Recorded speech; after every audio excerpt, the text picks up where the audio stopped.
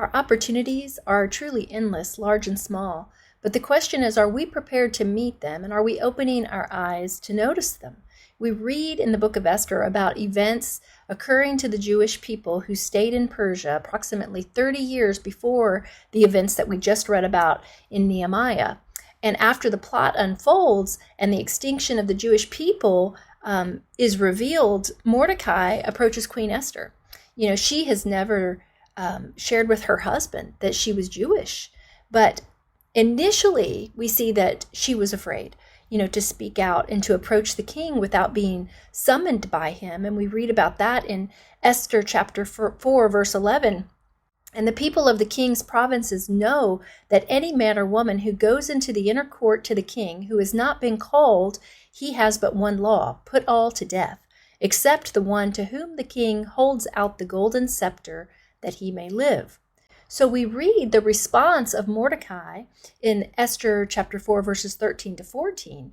Do not think in your heart that you will escape in the king's palace any more than all the other Jews. For he's speaking to Esther, by the way, just in case I didn't mention that earlier. For if you remain completely silent at this time, relief and deliverance will arise for the Jews from another place, but you and your father's house will perish. Yet who knows whether you have come to the kingdom for such a time as this? So Esther fasted and prayed in preparation for approaching the king, and asked Mordecai and the other Jewish people to do the same thing, to pray, because she was going to do this.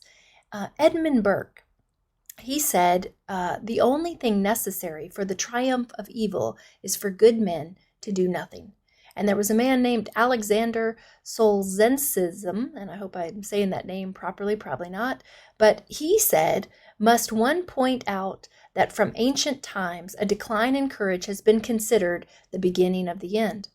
So as we read through the Bible, we read of story after story where we see people that were faced with decisions to risk their lives for God and who rose to that occasion in faith.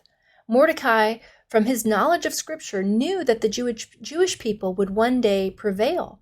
He simply asked Esther if she was willing to glorify God and to step out in faith, or whether she would remain silent and let the situation just unfold differently. So we too, we know that, God's will certainly be done. But the question for us is that whatever small or large role that we've been given, are we willing to play our part in the story? Opportunities arise that God gives to us regularly.